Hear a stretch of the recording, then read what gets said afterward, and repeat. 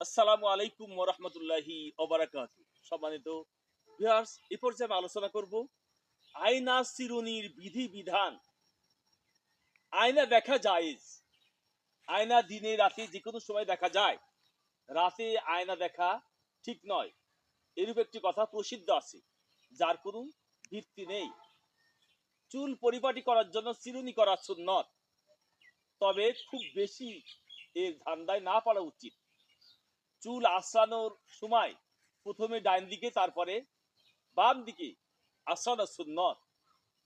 চিরুনি করার জন্য অথবা অন্য কোনো প্রয়োজনে আয়না দেখার সময় এই দোয়া পড়তে হবে: আল্লাহুম্মা আনতা হাসানতা খলকি ফাহাসসিন খুলুকি। অর্থাৎ, হে আল্লাহ, তুমি যেমন আমার চেহারাকে সুন্দর করেছো, তেমনি আমার চরিত্রকেও সুন্দর করে দাও। একই চিরুনি দিয়ে একাধিক ব্যক্তির চুল আঁচড়ানোতে কোনো অসুবিধা নেই। তেল প্রসাধনী ও সাজগোছের বিধিবিধান।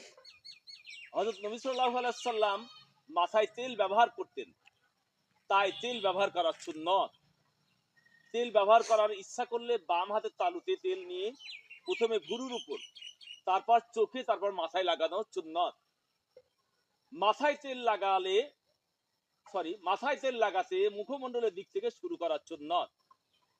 ক্রিম, স্নো, পাউডার ব্যবহার করাতে কোনো দোষ নেই, যদি এগুলোতে কোনো নাপাক বস্তু মিশ্রিত না থাকে। নেল পালিশ বা নখ পালিশ প্রভৃতি যা ব্যবহার করলে একটা শক্ত আবরণ সৃষ্টি হয়ে যায়, যার নিচে পানি পৌঁছে না, এরূপ বস্তু সহকারে অজু গোসল সহি হয় না। আর অজু গোসল সহি না হলে নামাজও সহি হয় না। এবং প্রত্যেক অজুর সময় নেল পালিশ দূর করাও মুশকিল, তাই নেল পালিশ থেকে বিরত থাকাই জরুরি। নেল পালিশ ব্যতীত অন্যান্য যেসব মেকআপ দ্বারা আল্লাহর সৃষ্টি করা গঠনে কোনো বিকৃতি ঘটে না, তা ব্যবহার করা জায়েজ। মহিলাগণ চুলের আলগা খোপা বা আলগা চুল ব্যবহার করতে পারেন, যদি সেটা কৃত্রিম চুলের হয়। আর যদি সেটা মানুষের চুল হয়, তাহলে তা ব্যবহার করা জায়েজ নয়। শরীরে সূচ ইত্যাদির সাহায্যে স্থায়ী নকশা বা চিত্র অঙ্কন করা, বাকে বলা হয় টাটু বা উল্কি, হারাম। ঘুম থেকে উঠে এই দোয়া পড়া সুন্নত: আলহামদুলিল্লাহিল্লাযী আহিয়ানা বা'দা মা আমাতানা ওয়া ইলাইহিন নুশুর। ঘুম থেকে উঠে মেসাক করা সুন্নত। ঘুম থেকে উঠে ওযু করা উত্তম। ঈশার নামাজের পূর্বে ঘুমানো নিষেধ, তবে একান্তভাবে অসুবিধাবশত ঘুমাতে হলে ঈশার নামাজের জন্য জাগ্রত করার লোক নির্ধারিত করে বা অন্য কোনো ব্যবস্থা নিয়ে ঘুমানো যেতে পারে। আসরের পরও ঘুমাবে না।